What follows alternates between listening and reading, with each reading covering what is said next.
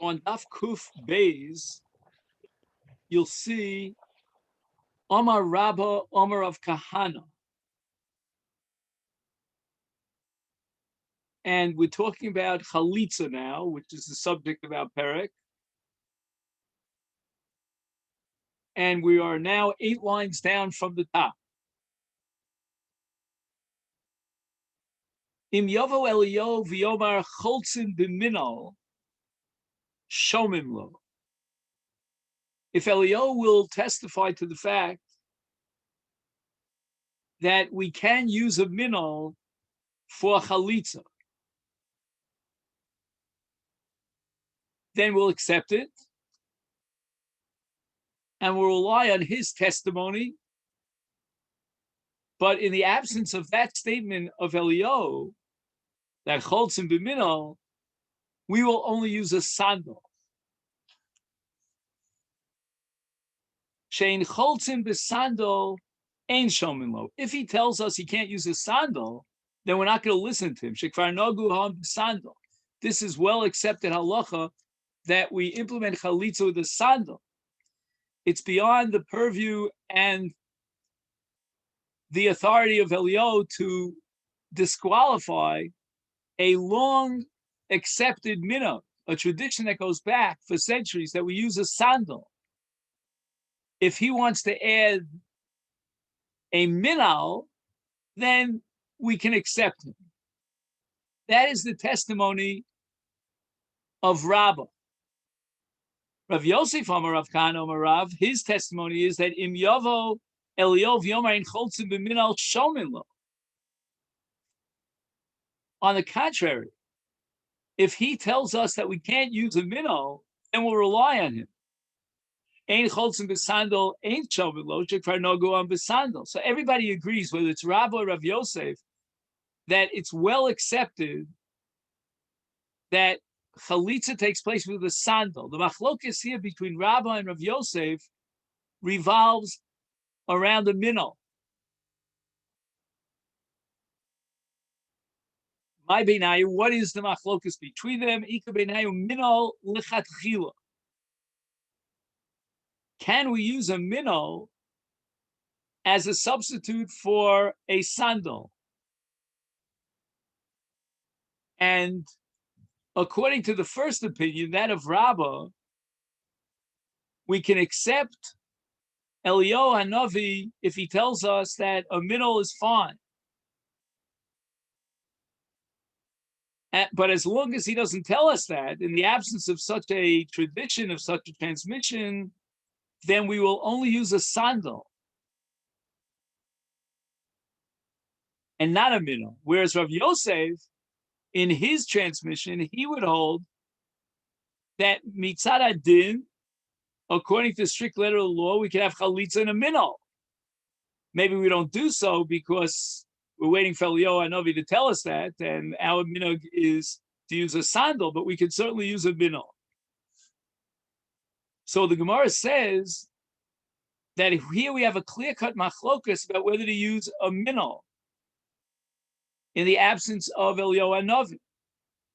Rabbah would say we don't use a minol, and Rav Yosef would say it's perfectly acceptable to use a minol, unless Elio Hanavi will disqualify a minol, and then he'll tell us ein cholzin ela b'sandal. But if he says ein cholzin b'minol, that's fine. But right now, in the absence of Elio Hanavi, then according to strict din, Rav Yosef holds that we can do chalitza l'chatchila with a minol. Now, what is the difference between a minol and a sandal? A minol is made of ar rach, of very soft leather that surrounds the leg, the foot, I should say, on all its sides. It's made of many little different patches or segments of leather, and it's tied down to the foot with straps. those straps are small straps that come out of the heel, the back of the shoe, and they're tied on top of the shoe, where normally, let's say, you would have shoelaces. So again, just to emphasize, the minnow is made of soft leather. Sandal, on the other hand, is made of ar kosher, of very hard leather. And it covers the foot from underneath the foot, what we call the sole. And on the ends of the sandal, they have something that holds on to the foot. It's called a sulia. And it's a little bit lifted from the ground, and it grabs tightly around the foot. The entire sandal is made of one piece of leather. And it's tied down to the foot with very long straps that are placed into what's called in Hebrew aznayim, which means round loops made of leather that sort of come out from the sides of the sandal. And it's tied down to the foot from the back. So the Gemara asks the following question. Ulamandi Omar Afilu Chatchila, according to Rav Yosef, who says that you could use a minnow lechatchila for chalitza, for asnan. If you look in our Mishnah, the Mishnah says cholza b'minnow chalitzasa kshera.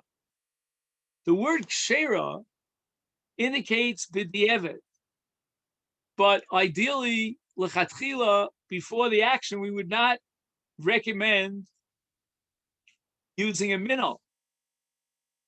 And that's the Gemara's diuk from our Mishnah, di'evet in, kshera lo. The language of kshera indicates that only b'di'evet, if it was used and the chalitza was implemented, then we rely on such a chalitza. And that's against Rav Yosef, because Rav Yosef was of the opinion that according to the strict letter of the law, you can do chalitza even with a minnow. So why does the Mishnah use the word kshera, implying that it's only b'di'evet that we allow and recognize the validity of a chalitza with a minnow? So my answer is no. Hu adin. In truth, the Mishnah would say de'afilu lechatchila, you could use a minnow. Why does the Mishnah use the word kshera? Because it comes to contrast a minnow with the next case, which is absolutely invalid. And that is Aidi the boy lemiste seifa ba'anpila chalitzasa psula. Anfila is a shoe that's made of cloth, like you've seen some of the slippers. Like every country, I guess, has its own way of describing it, but it's made of cloth. It's not made of leather. Chalitzasa psula afilu b'di'evet. Is there for Tani Nami Recha? In contrast, in the case of minnow, it says kshera. Kshera as opposed to psula, but really it means that you could be choletz with a minnow, even lechatchila, and that's how Rav Yosef is going to learn our Mishnah.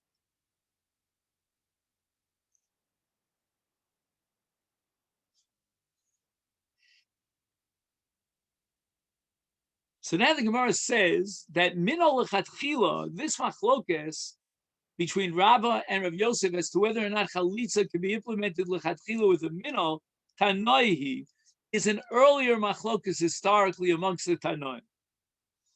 This Sanya, Rav Yossi, Pam achas halachti l'netzivin. I went to a place called Netzivin, and matzasi sham zaken echad. I found an elderly Jew. Amarti lo kluma tabaki b'Rab Yehuda ben Beseira, one of the great Tanoim. Do you know Rabbi Yehuda ben Beseira? Of Because if you know him, I want to ask you a question about his Rabbi Yehuda ben Beseira's psak as far as chalitza is concerned. Amali hit, and the Zakin said, yes, I know Rabbi Yehuda ben Beseira. Val shulchani utadir. He always eats at my table. I know him very well.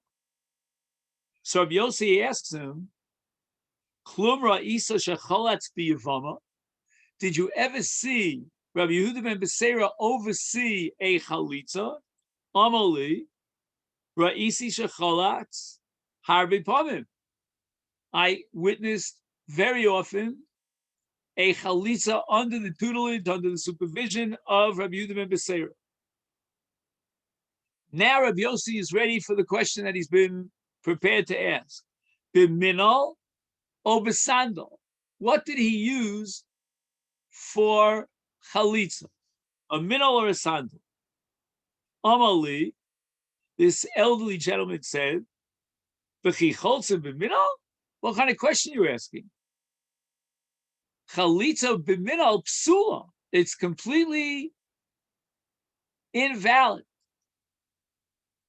And according to one girsa, which is not the girsa that Rashi accepts, but he even quoted a pasuk to try to prove that minal is excluded and disqualified for chalitza. Amartilo. However, Rabbi Yossi tells this zaken, Imkain, if you're going to disqualify, according to Rabbi Yehuda ben Beseira, a chalitza with a minal, then Ma Rav Rabbi Meir Lomar, how did Rabbi Meir say just the opposite?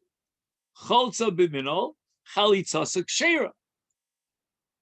And the way that Rabbi Yossi had a tradition in the Shita, the name of Rabbi Meir, chalitza b'minol, it's not good l'chatchila, but the evidence, it's reliable. It's valid if she pulls off his minnow, that's enough. That's sufficient.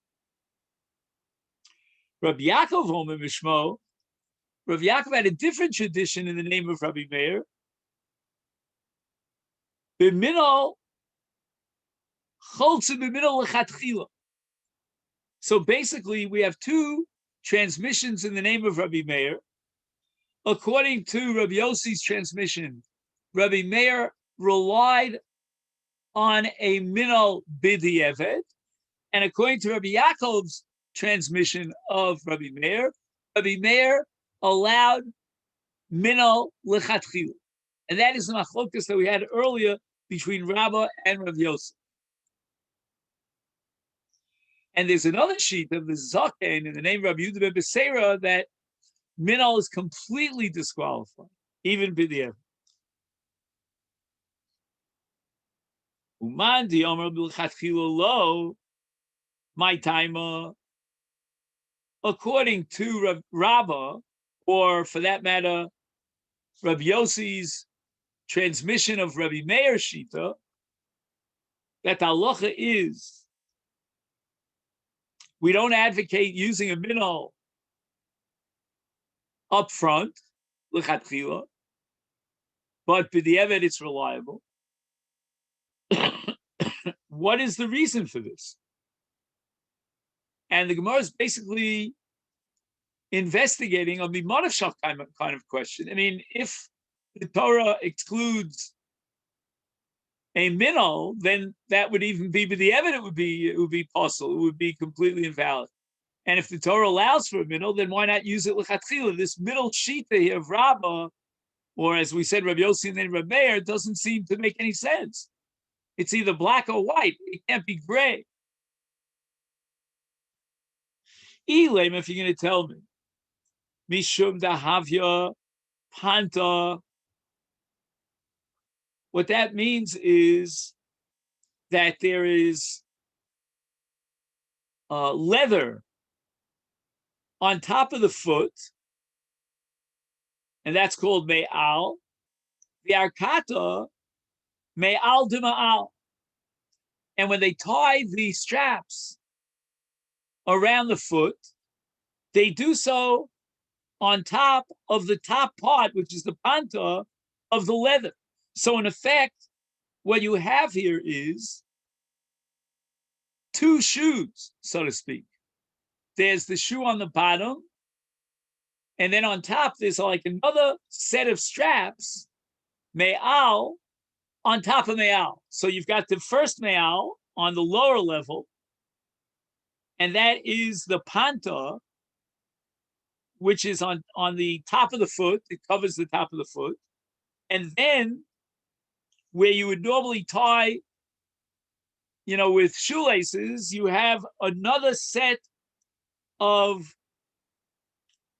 almost like a shoe. It's like straps of leather that go around on top. Vatorah Omra, the Torah says, "V'choltzana alo me'al raglo," that there's only one minnow on top of the foot. Me'al v'lo me'al dema'al. And you cannot have on the top of the shoe as it fits onto its foot another set of straps.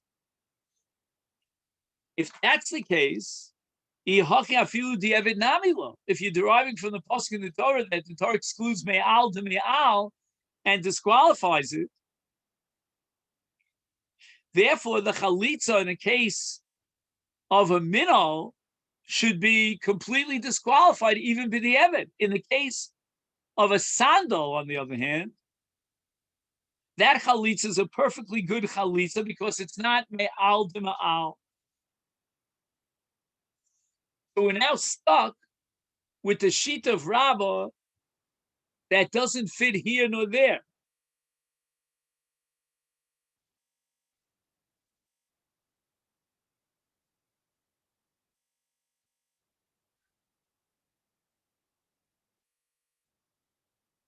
So I just want to summarize what we learned.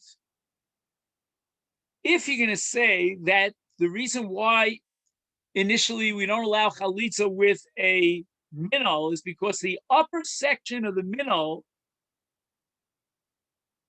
is on the Yavam's foot, and then there's a strap that rests on top of the upper section, and that's considered to be me'al. It's up upon the upper section, which is itself on the foot.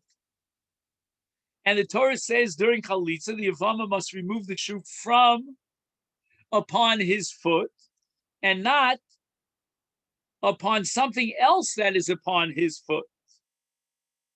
If that be the case, then this chalitza is inherently disqualified, and even b'di'evet should not be valid. So the Gemara says, you're right. The reason why a minnow should be avoided for chalitza is gzera mishum minnow merufat. What is merufat? Merufat means it's torn. And keep in mind that we said that a minnow, as opposed to a sandal, is made up of many smaller pieces of leather that are sewn together, and it's a very soft leather. And a minnow is more likely to get torn. And what we're afraid of is that if we allow chalitza with a minnow, the Rabbanan are afraid that in certain cases they might go ahead and do a chalitza with a torn minnow, which is absolutely disqualified.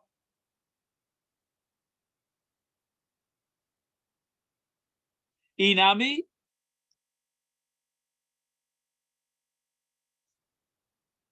Now I have a note here I just wanted to add.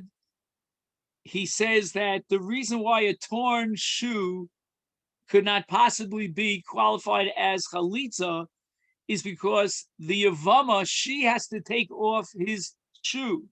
If it's already torn, it's really only just loosely hanging on his foot. It's already chalutz. It's already completely removed, so to speak. Inami, the Gemara gives an additional reason why lechatchilu we should avoid a minal, mishum chatzi minal. Apparently, if I understand correctly, when the minal is made of soft leather, it's very easy for the foot to slip in and slip out. It's not like a hard shoe of hard leather, where once you put the foot in, you tie the straps around the foot, is, how should I say, almost permanently attached to the shoe. In the case of a minnow, where the leather is very soft, then you may get a situation where he puts part of his foot into the minnow, but he didn't put his entire foot in the minnow. So now the minnow is only covering half of his foot. He says, Nishar Chetzi now, there's only a half of the nal that's covering half of his foot. V'minol rach, but since the minnow is made of soft leather, Yachol Yashvo Beraglo Af Bechatzi Anal. He can actually put his foot into half of the minnow, and then he has half of his foot outside the minnow, and that would be a completely disqualified chalitza. Now, the implication of this Gemara is that if most of his foot would be covered by the minnow, that would be kosher. And that the Gemara is going to analyze that, whether you need that the minnow cover his entire foot or only part or most of his foot. But let's summarize this last Gemara that we saw.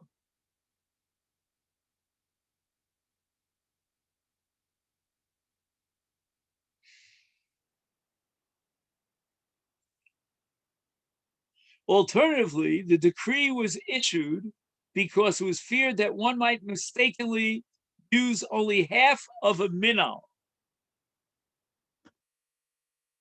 A minnow, if it's small, it might cover only half of the Yavam's foot. Sometimes people wear such a minnow that would only cover half of the foot. And therefore, the Chachamim decreed that no minnow should be used initially for chalitza. However, with regard to a sandal, people never wear a sandal that covers only half the foot. It would not stay on. And therefore, the Chachamim did not have to agree, they didn't need a gzera to avoid a sandal for chalitza. Omar Rav, ilav dechamite lechavivi. When Rav quotes Chavivi, it's his uncle Reb Chia, my beloved uncle. If not for the fact that I saw with my own eyes the chalatz besandal, that Rabbi Chia allowed chalitza in a very peculiar type of a sandal, the islay shinotzim. Shinotzim are laces that are used to tie around the foot in its width. Right? So if your shoe goes this way, then normally you would imagine tying shoelaces in front of your foot, right, towards the front. And that ties down the foot to the shoe. But shenitzim are straps that go around the width of the shoe. I know lo avi chalitzna, I would not use such a sandal, except for the fact that I saw my uncle, Rabbi Chia, the great Rabbi Chia, he allowed it, so we'll rely on his ruling. But I myself, says Rav, I would shy away from it. Ela b'sandala d'taya. Now let's understand, I'm going to just suggest a chat in understanding the difference between sandal de islay shanitzin and sandal de taya. The sandal of shanitzin was one size fits all.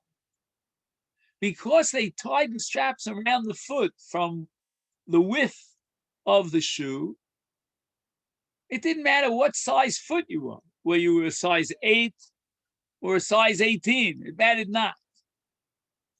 But our sandal, says Rav, of Taya is custom made. The shoe was made to fit the person and the size of his foot. Lefi Godel Ragla. Says Rav, that's the shoe we want to use for chalitza. Why? Demahadek tfeh. The foot is tied very tightly down to the shoe, to the sandal. V'hai didon afal gav de ispe chumarta katrinen be misna. All right, there's a lot going on over here. Let's slowly but surely. So Rav says that if not for the fact that I've seen my uncle supervise a chalitza with a sandal that has straps,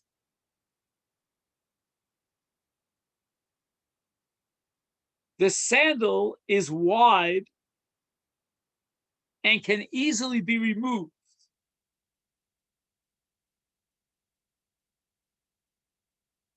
Reb Chia holds that since he ties down the straps, they will hold down the shoe tightly to his foot, and therefore it's valid.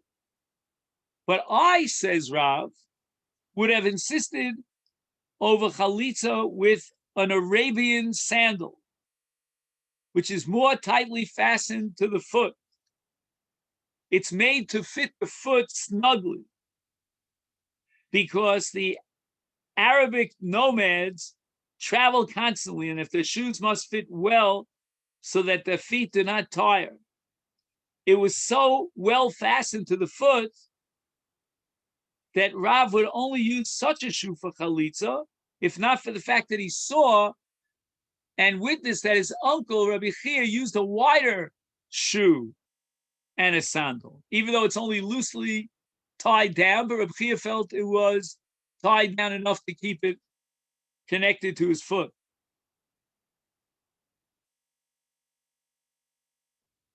V'haididan,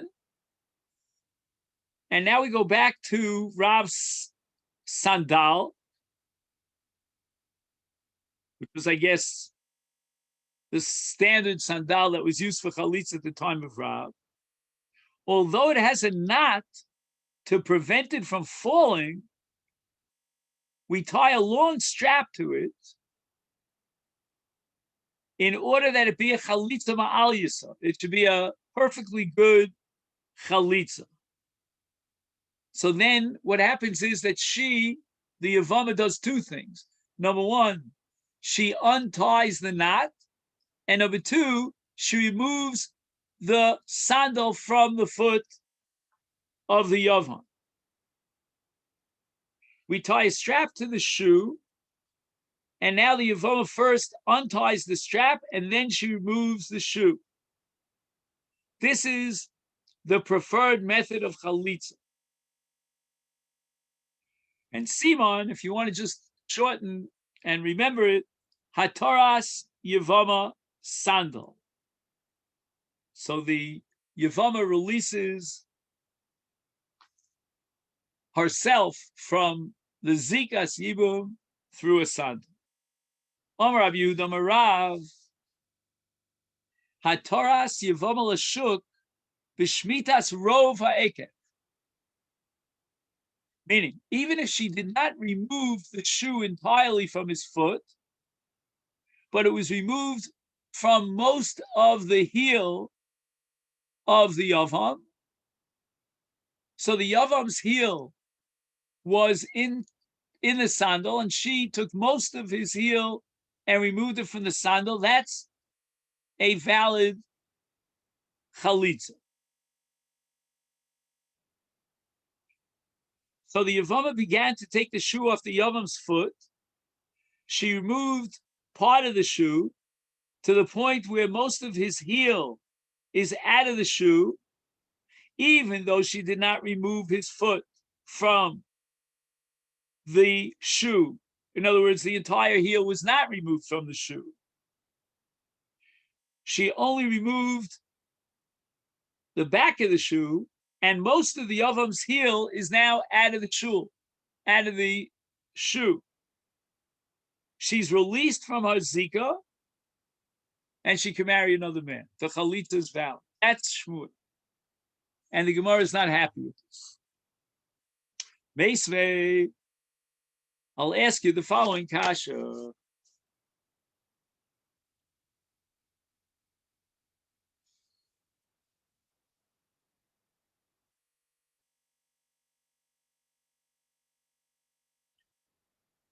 Second.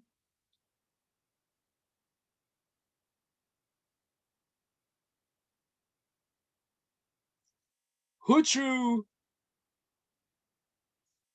Ritzuos Minol Vesandal.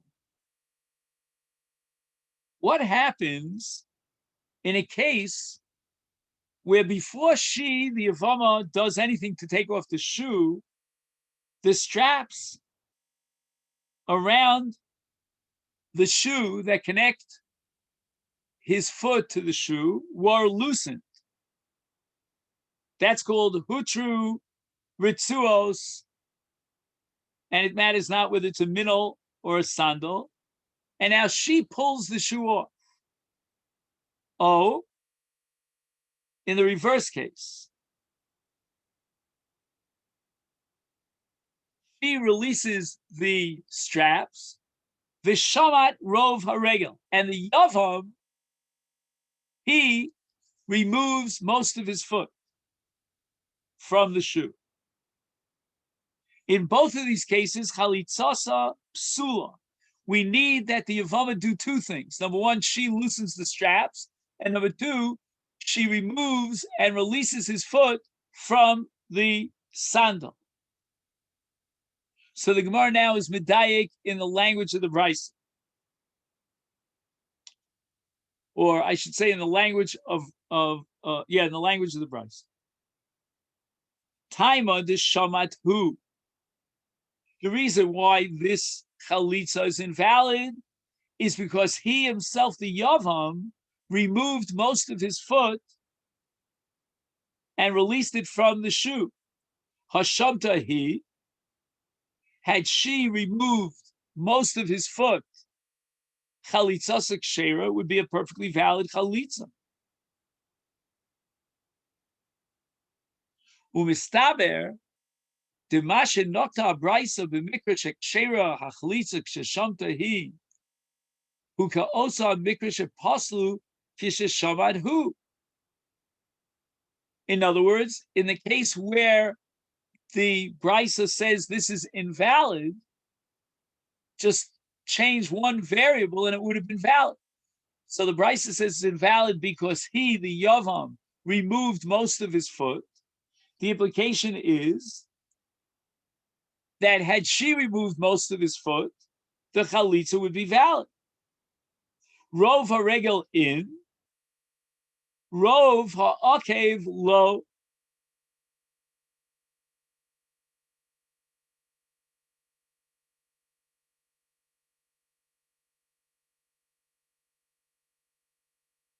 The Brisa says, quote,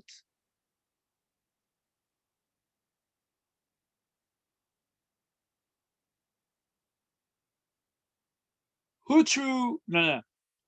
Oh, shamat rov haregel. Look at that word haregel. The reason why the chalitza is psula is because he removed most of his foot. Now, the foot is made up of two parts. I'm not a surgeon, but there's the heel, and then it's the rest of the foot. He, the Yavam, removed most of his foot from the regel, from the minal, hence the chalitza's psula. The flip side would be that she removed most of his foot from the regel, and that would be kshera. And Shmuel is quoted as saying, I'm sorry, is it Shmuel? I get the names mixed up here. 1 second. I'm sorry, it's Rav. Rav is quoted as saying that Ataras Yevamot Shuk b'Shmitas Rov Ha'ake. All she has to do is remove most of his heel. She doesn't have to remove his foot.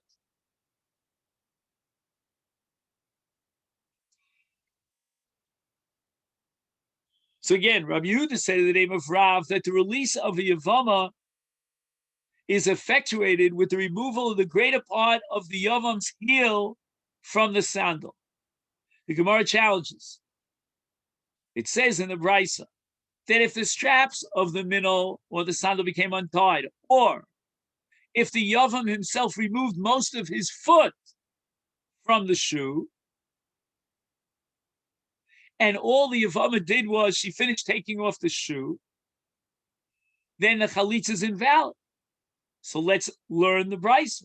The reason why the chalitza is invalid is because he removed most of his foot, implying that if she removed most of his foot, the chalitza would be valid. And let's read it this way. Most of his foot, then the chalitza is valid. But if she removed only most of his heel, the chalitza is not valid. So this brisa therefore contradicts Rabbi Yehuda in the name of Rav. Gemara says, lo. She doesn't have to remove most of his foot. Hainu rova regel, hainu rova akif. You know, the brisa speaks about the heel as the foot.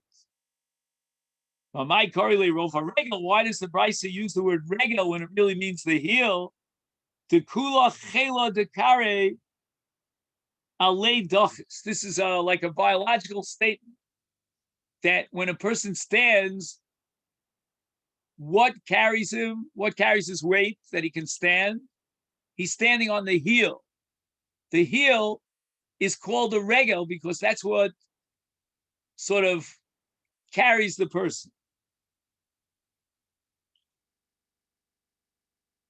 Misayeh Leila Rabbi Yanai. Now we're going to use this brisa as a support for the statement of Rabbi Yanai, which means that she has to remove both the ritzuos, she has to loosen the ritzuos, and she has to take the sandal off of his heel. Tiyomer Rabbi Yanai, bein shehiter hu v'shamta hi, bein shehitira hi v'shamad hu, chalitzasa psula, ad shetatir hi v'tashmid hi. There are two parts to chalitza. One is hitir, right? You remove the shoelaces, so to speak, the straps. And the other is to remove the foot. If he did any one of those two actions, the chalitza is invalid. We must have tatir he, v'tashmid he.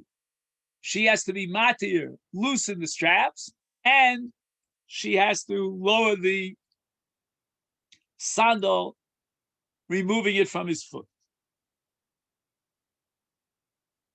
Boy, Rav Yana. Rav Yanai vacillated about the following question.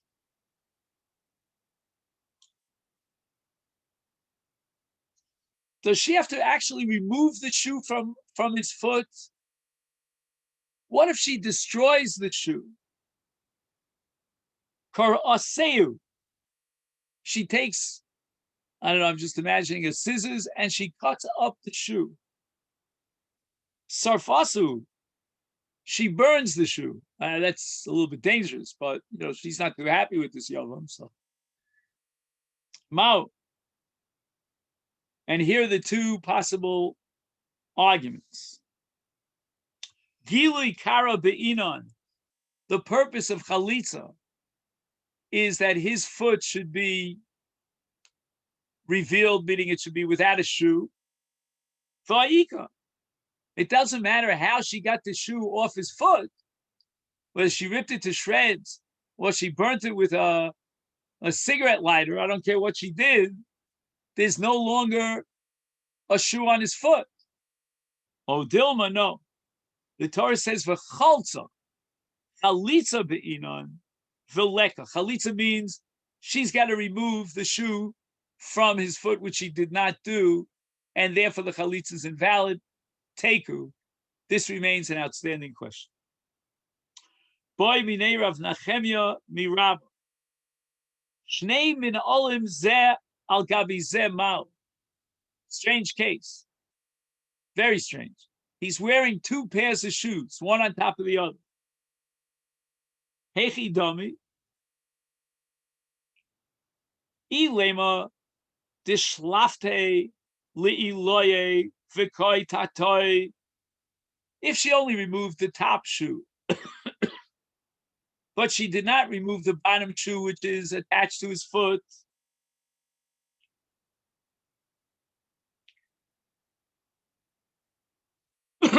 and you're asking that maybe she did her due diligence and she fulfilled the chalitza with the top shoe, even if she did not reveal his foot because he's still wearing the bottom shoe. The Gemara says that makes no sense. The Torah says v'cholza nalo me'al raglo amar Achmon. He's got to take the shoe off his foot, meaning the shoe that's attached to his foot. It's not enough that she takes off the top shoe. Below me'al de me'al, same phrase that we saw earlier in the sugya, that's the top shoe that's on top of the shoe that's attached to his foot. So what was the question of Rabbi Nechemya? So Gemara says, Lo tzricha, you know what Rabbi Nechemya was vacillating about? Dekarate li'iloi v'shalfete litatoi. She somehow cut up the top shoe, which we said was a question whether, ripping and tearing the shoe is enough for chalitza. But she took the bottom shoe. Now listen carefully to I'm reading the Hebrew translation. V'hotzia hanal hatachtona derech chur hanal ha'elyona. When she cut the top nal, she opened a hole, and then she somehow, I don't know exactly how she engineered it, maybe she put her hand into the hole, and she pulled the bottom nal through that hole upwards. V'koi iloi. And somehow, even after she did everything like this, the top nal is still, again, to some extent anyway, covering his foot, because she cut out a hole in the top nal, removed the bottom nal, but now the top nal is like the bottom nal. My chalitza be'inan v'ha'ika. She definitely removed the bottom nal. Odilma giluye kara be'inan. Now that the top nal is covering his foot, although she did a maisa chalitza, but his foot is still covered because she pulls the bottom nal through the top nal, and now the top nal becomes the bottom nal. The leka, and she has not exposed his foot. Let's summarize this. What is the law if the Yavam is wearing two pairs of shoes, one on top of the other? What's the case? If you're going to tell me the case was that the Yavam took off the upper shoe and the bottom shoe remains, then I'll quote the pasuk. The pasuk says that the Yavam should remove the shoe from the Yavam's foot and not to remove the shoe from upon something else that is upon his foot, meaning the top shoe. So clearly, such a chalitza would be invalid. But where do we need this question? What case was in doubt? She tore the upper shoe and removed the bottom shoe, but the upper shoe remains on the Yavam's foot. Yeah, he doesn't go into much detail here, but I think we did a better job based on the Hebrew translation. What's the law? Do we require removal of the shoe? And she did remove the bottom shoe. Oh, Dilma, perhaps we require that the foot be exposed. Oh, go ahead. That's the word I was looking for. I said revealed. I don't know what word I used. Exposed. And here there's no exposure of the foot because the top shoe is now covering his foot.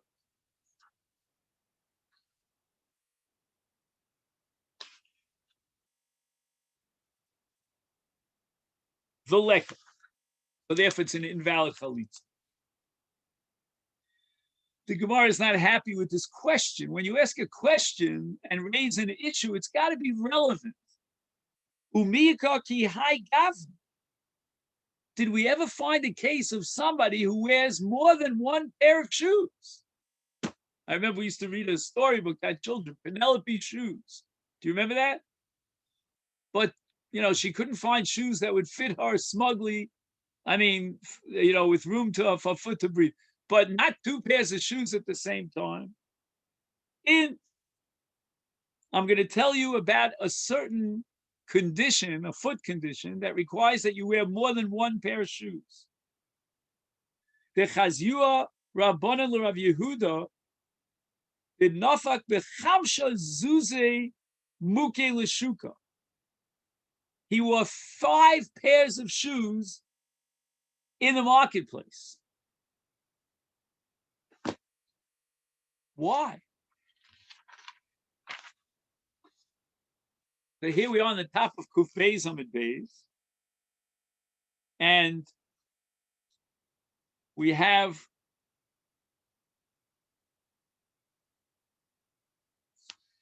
just 1 second. So we have now this case of Rabbi Yehuda. Why was Rabbi Yehuda wearing multiple pair of shoes?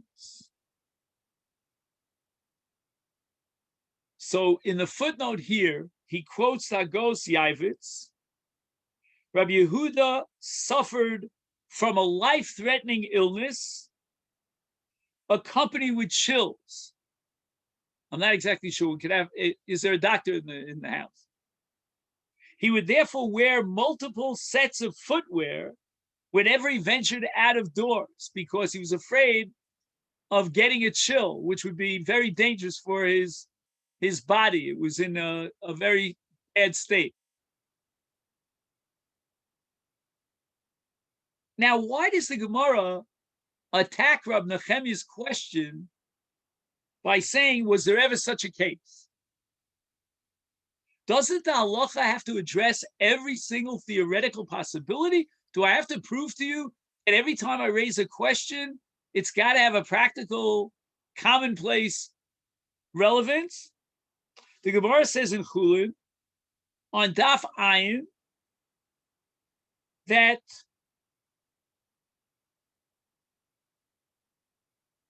we vacillate back and forth about cases that are virtually impossible. The Gemara never rejects the question by saying, how could you ask such a question? It's not relevant. And this is the problem that Tosfos raises here on the top of Daf Kuf Beis Amid Beis. V'im Tomar V'perek Behema Makasha Shol Hashas Bol Oso Chuldo B'vas Achas Hidbik Beis Rechamim Zeh B'zeh. All these cases that are virtually impossible. And the Gemara never asked me, Kahai Gavna. The Tosfos says that the Gemara is asking the following question. Since it's uncommon for people to wear 2 shoes, that itself should make it obvious, beyond question, that the removal of the bottom shoe would not constitute a valid act of chalitza. Why? Because mishani, because ein derech bnei adam. removing a shoe that's being worn in an unusual fashion is not called removing a shoe. When the Torah requires a certain ma'isa, now a case chalitza, it's got to be a normal chalitza. Umeshadi, the Gemara answers, Derachu. It is commonplace or acceptable, at least in rare circumstances, but nevertheless acceptable to wear two pairs of shoes. And that we saw from Rabbi Yehuda. Omar, Rabbi Yehuda Mara, Yevamot Shehigdila Bein Ha'achim. What happens is that a young girl was brought up amongst a family of boys. Ultimately, she married one of these boys. And tragically, he died without children. Now, the background for this Gemara is the following. Once a Yevama has implemented chalitza, she could never marry any of those brothers. Because it means that the Zikas Yibum reached, so to speak, its fruition, and now each one of the other brothers are in a situation where there's no possibility of Yibum because Chalitza replaced Yibum. Now, if there's no possibility of Yibum, then each one of these brothers is not allowed to marry this woman because she was married to one of his brothers. Okay, fine. Says Rabbi Yehuda Marav, despite the fact that this Yevama was raised with the other brothers, muteresli nase liechad ben achim. What's the chiddush here? That she can have yibum with one of these brothers. Ein choshesh shemecholza sandal liechad mehem. Maybe during all these years. No, that's not good. Forget about that sentence, all these years. Well, let me say it this way. Since all these years they were raised together, there was a certain kind of, we call it a platonic friendship, if you want to call it that. And maybe at some moment in time after her husband died, she removed the shoe of one of the brothers. And as I said before, after Chalitza, none of the brothers are allowed to be miyabim, are allowed to marry him. Taima delo chazina. The reason why Rav allows this is because we never saw that she removed a shoe from one of the brothers. Chazinon, implying if we had seen with our own eyes, and we testify that she removed the shoe from one of the brothers, Chayshinon, then we're afraid that by removing the shoe, she performed chalitza, and now she's not allowed to fall for yibum. Once it's chalitza, there's no possibility of yibum. It's an erev aveshes ah. So the Gemara has a kash of Hatanya. We learned in a brisa, bein shenis kavin hu, velonis kavna he, bein shenis kavna he, velonis kavin hu, chalitzasa psula ad she's kavnu shneim kecha. It's not enough that she just removes his shoe. You know, we're good friends, and I'll take your shoes off for you. You know, you came back from a heavy day at the office, and you're laying down on your recliner, and she comes along and removes his shoes. That's not chalitza. We need kavana l'shem chalitza, both on the part of the yavam and on the part of the yavama. So why is Rav telling me, by implication, that if we saw that she removed his shoe, then we have to consider it as chalitza? None of the other brothers can now be the avima. My answer is hachi kamar. This is what Rabbi Yehuda Marav meant to say. Afal gav de chazinon, even if we saw her being choletzes and she took off the shoe from her brother, not from her brother, but from her husband's brother, I mean, ein choshesh in shema kivnu. Rav is saying we don't have to raise the possibility and suspect that maybe they both had kavana l'shem chalitza. Ika diamri, another possibility. We don't have to change the understanding that we had of Rabbi Yehuda Marav. We go back to the original understanding. Taima delo chazina. Since we didn't see her taking off the shoe of one of the brothers, we don't have to be choshesh that maybe she did. Ha chazina. If we saw that she took off the shoe, then chosheshin, we have to be afraid that maybe there was kavana both on the part of the brother and on her part, the Yevamot's part, Shem Chalita, and therefore Yibum is us. Uda Katana, and when the Brisa says, Boy Kavana, the Brisa says that we must have Kavana for Chalitza, Hani Mili, Li Ishteruye Li Alma, Avli Achim Mifsala.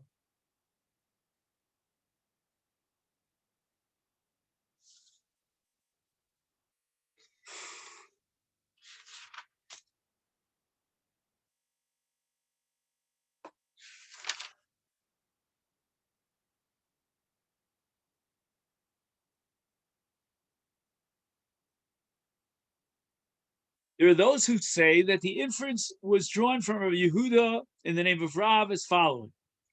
The reason why Rabbi Yehuda was not concerned for the possible chalitza is only because we did not see the Yevama remove the shoe from the foot of one of the brothers. Had we seen such an act, we would indeed be concerned that they both intended an act of chalitza, rendering her prohibited to the brothers. And that which the Brisa cited by the Gemara above teaches that chalitza requires intention, which implies that we are not concerned that the chalitza was effective until we know for sure that they had intention. Whereas Rabbi Yehuda Marav is saying that if we saw the chalitza, we have to be afraid that maybe they did have intention. The Brisa seems to assume that we don't raise the suspicion that maybe they had intention. We have to know that they had intention.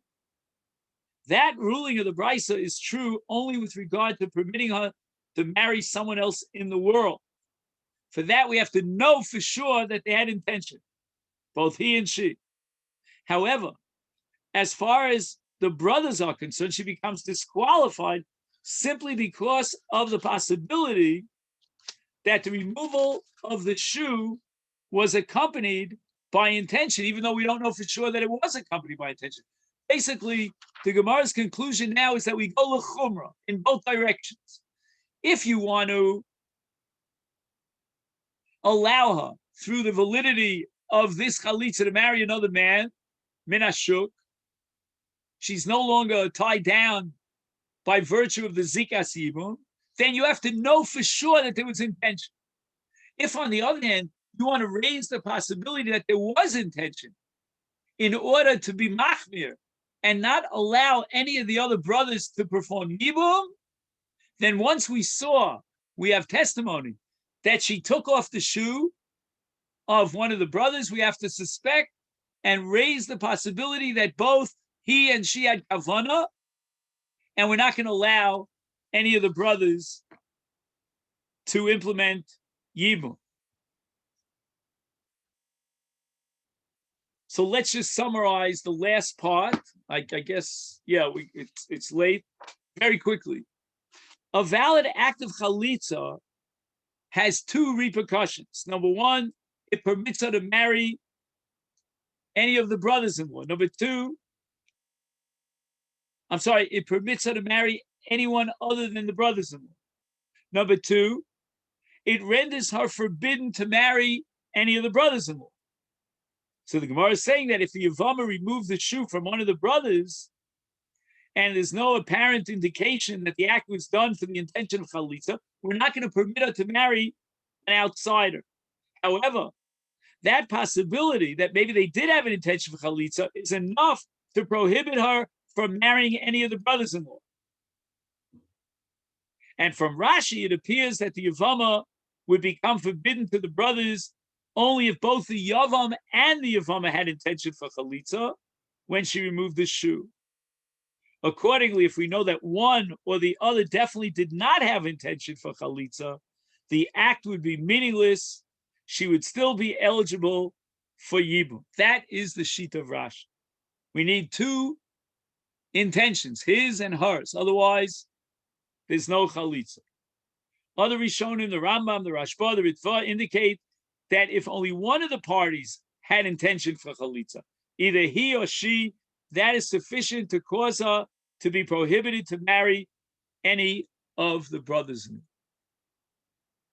So let's just make a note of where we got up to here.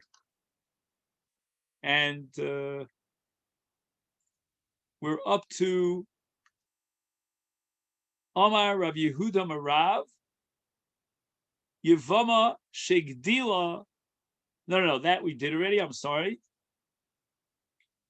We're up to Omar Rav Yehuda Marav, Sandal Hatafur Bepishtan Ein Cholzenbo.